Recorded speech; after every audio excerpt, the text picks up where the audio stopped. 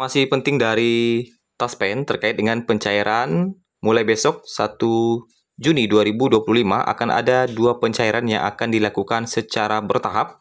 Para pensiunan diimbau untuk waspada dari Taspen. Serta informasi terbaru terkait dengan Sri Mulyani yang kabarnya merestui skema dana pensiun fully funded. Berikut informasi selengkapnya kita sampaikan pada hari ini. Bapak Ibu, sebagaimana yang kita ketahui bersama bahwa mulai besok 1 Juni 2025, tepatnya di hari Minggu, Bapak Ibu akan menerima pencairan gaji bulan Juni 2025. Di mana di bulan ini akan ada 2 kali pembayaran bagi Bapak Ibu, yakni gaji bulan Juni dan gaji ke-13. Tentunya gaji bulan Juni akan cair bagi Bapak Ibu yang telah melakukan autentikasi. Sedangkan bagi Bapak Ibu yang belum melakukan autentikasi, dipastikan pencairan akan mengalami keterlambatan. Nah, di samping itu, pencairan gaji ke-13 juga akan menyusul yang akan dilakukan secara bertahap mulai 2 Juni 2025. Tentunya momen ini menjadi hal yang dinantikan setiap tahunnya oleh para penerima manfaat. Berdasarkan informasi dari PT Taspen, pencairan dana gaji 13 bagi pensiunan direncanakan mulai dilaksanakan pada tanggal 2 Juni 2025 sebagai waktu yang paling awal atau paling cepat, dan pencairan ini dilakukan secara bertahap. PT Taspen telah memastikan jadwal pencairan tersebut. Dana akan langsung dikirim ke rekening penerima tanpa harus melakukan proses autentikasi ulang. Kebijakan pemberian gaji ke-13 ini mengacu pada Peraturan Pemerintah Nomor 11 Tahun 2025 yang mengatur tentang pemberian penghasilan tambahan bagi pensiunan dan penerima tunjangan. Corporate Secretary PT Taspen Hendra menyampaikan bahwa kebijakan ini merupakan bentuk apresiasi dari pemerintah terhadap dedikasi dan pengabdian para pensiunan selama masa dinas mereka.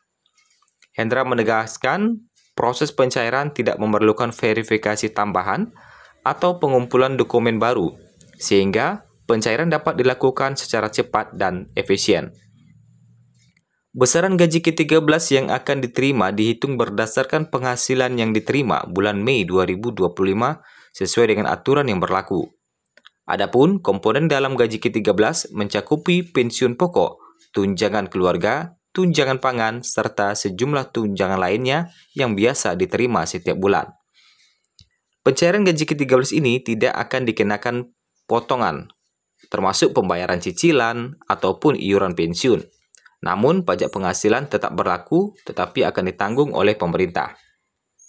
Bagi pensiunan yang memperoleh haknya setelah tanggal 1 Mei, tetap berhak atas gaji ke-13, dan pencairannya akan dilakukan bersamaan dengan pensiun lainnya.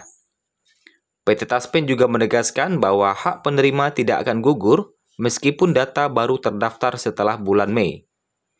Sebagai informasi bahwa pencairan akan dilakukan paling cepat tanggal 2 Juni, itu artinya ada beberapa pensiunan nantinya yang akan tidak menerima di tanggal 2 Juni.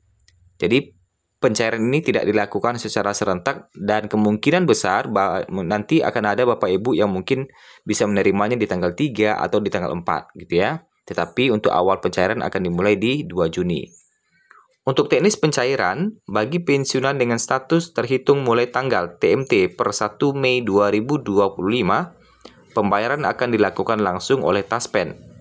Sementara bagi pensiunan dengan TMT per 1 Juni 2025, pencairan akan dilakukan oleh instansi masing-masing sebelum masa pensiun mereka dimulai. Hendra turut mengimbau agar para pensiunan waspada terhadap pihak-pihak yang mengaku dari PT Taspen dan meminta imbalan atas layanan tertentu. Adapun gaji pokok pensiunan tahun 2025, golongan 1 mendapatkan gaji pokok tertinggi hingga 2.256.700. Golongan 2 mendapatkan gaji pokok tertinggi hingga 3.208.800. Golongan 3 mendapatkan gaji pokok tertinggi hingga 4.029.600. Dan golongan 4 mendapatkan gaji pokok tertinggi hingga Rp4.957.100. Jadi untuk golongan 4 ini 4,9 juta baru gaji pokok saja. Ketika ditambah dengan tunjangan lain, maka golongan 4E bisa mendapatkan 5 juta lebih.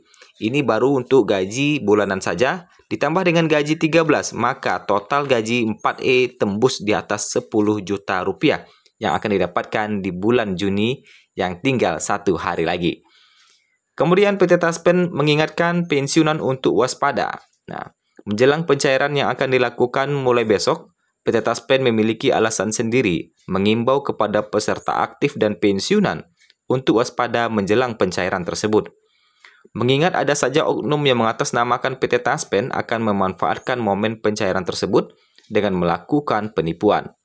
Direktur Kepatuhan dan Manajemen Risiko Taspen, Dianti Susilowati mengingatkan agar selalu waspada terhadap modus penipuan yang mengatasnamakan Taspen. Dalam kesempatan itu, Dianti pun mengajak seluruh peserta untuk tidak takut membuat laporan bila menemukan oknum tersebut. Tidak dipungkiri, modus penipuan sudah semakin canggih dengan memanfaatkan kemajuan teknologi. Makanya, Taspen mengajak seluruh peserta untuk lebih aktif dalam menyaring informasi dan tidak segan melaporkan setiap potensi penipuan sekecil apapun itu. Di sisi lain, Taspen juga berkomitmen memperkuat sistem perlindungan data para pesertanya. Kemudian baru-baru ini juga ada informasi terkait dengan Sri Mulyani yang restui skema dana pensiun dengan fully funded. Apakah benar? Ya.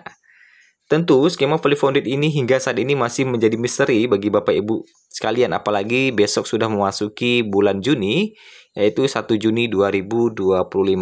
Tetapi hingga saat ini pensiunan masih dibayang-bayangi skema fully funded yang masih simpang siur.